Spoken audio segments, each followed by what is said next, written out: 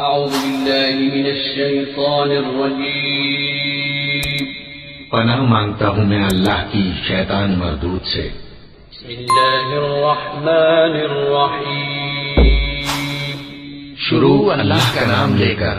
جو بڑا مہربان نہایت رحم والا ہے۔ يسألونك عن الأنفال قل الأنفال لله والرسول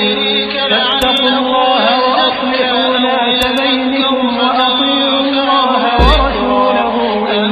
كنتم مؤمنين إنما المؤمنون الذين إذا ذكر الله وجلت قلوبهم وإذا تليت عليهم آياته زادتهم إيمانا وعلى ربهم يتوكلون الذين يقيمون الصلاة ومما رزقناهم ينفقون أولئك هم المؤمنون حقا۔ پیغمبر صلی اللہ علیہ وآلہ وسلم نے تیوری چڑھائی اور منہ پھیر دیا کہ ان کے پاس ایک نابینا آیا، اور تم کو کیا خبر شاید وہ پاکیزگی حاصل کرتا یا وہ سمجھ جاتا تو تمہارا سمجھانا اسے فائدہ دیتا۔ اب وہ جو پرواہ نہیں کرتا سو اس کی طرف تو تم توجہ کرتے ہو، حالانکہ اگر وہ نہ سنورے تو تم پر کچھ الزام ہے۔ اور وہ جو تمہارے پاس دوڑتا ہوا آیا اور وہ اللہ سے ڈرتا بھی ہے تو اس سے تم بے رخ۔ اے نبی، مجاہد لوگ تم سے غنیمت کے مال کے بارے میں دریافت کرتے ہیں کہ کیا حکم ہے۔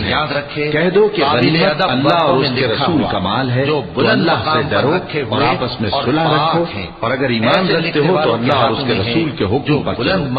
مومن تو وہ ہیں کہ جب اللہ کا ذکر کیا جاتا ہے تو ان کے دل ڈر جاتے ہیں، اور جب انہیں اس کی آیتیں پڑھ کر سنائی جاتی ہیں تو ان کا ایمان اور بڑھ جاتا ہے، اور وہ اپنے پروردگار پر بھروسہ رکھتے ہیں،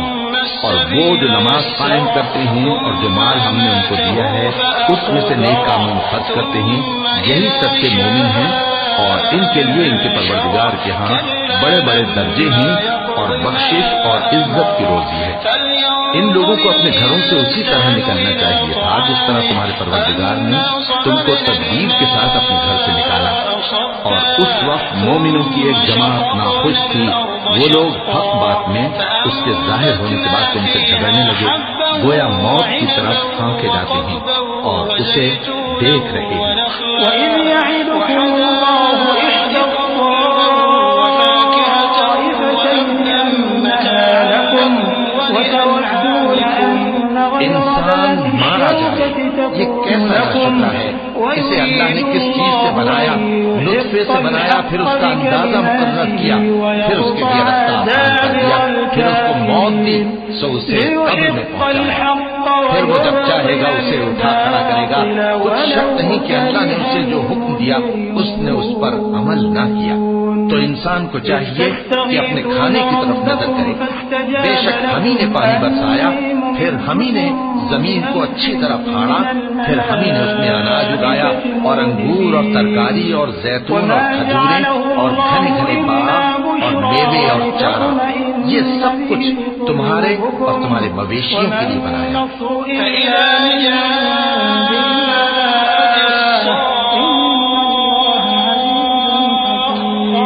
اور اس وقت کو یاد کرو جب اللہ تم سے وعدہ کرتا تھا کہ ابو سفیان اور ابو جہل کے دو گروہوں میں سے ایک گروہ تمہارے لیے مغلوب ہو جائے گا، اور تم چاہتے تھے کہ جو قافلہ بے شان و شوکت یعنی بے ہتھیار ہے وہ تمہارے ہاتھ آ جائے، اور اللہ چاہتا تھا کہ اپنے فرمان سے حق کو قائم رکھے اور کافروں کی جڑ کاٹ دے، تاکہ سچ کو سچ اور جھوٹ کو جھوٹ کر دے۔ وہ مشرک ناخوش بھی ہو۔ جب تم لوگ اپنے پروردگار سے فریاد کرتے تھے تو اس نے تمہاری دعا قبول کر لی اور فرمایا کہ تسلی رکھو، ہم 1000 فرشتوں سے جو ایک دوسرے کے پیچھے آتے جائیں گے تمہاری مدد کریں گے، اور اس مدد کو اللہ نے محض بشارت بنایا تھا کہ تمہارے دل اس سے اطمینان حاصل کرے، اور مدد تو اللہ ہی کی طرف سے ہے، بے شک اللہ غالب ہے، حکمت والا ہے۔ اس روز ایک فکر میں ہوگا جو اسے سب سے بے نیاز کر دے گی، اور کتنے چہرے اس روز چمک رہے ہوں گے، خنداں و شاداں، یہ نیکوکار ہیں، اور اس روز کتنے چہرے ایسے ہوں گے جن پر گرد پڑ رہی ہوگی اور ان پر سیاہی چڑھ رہی ہوگی، یہی لوگ ہوں گے انکار کرنے والے بد کردار۔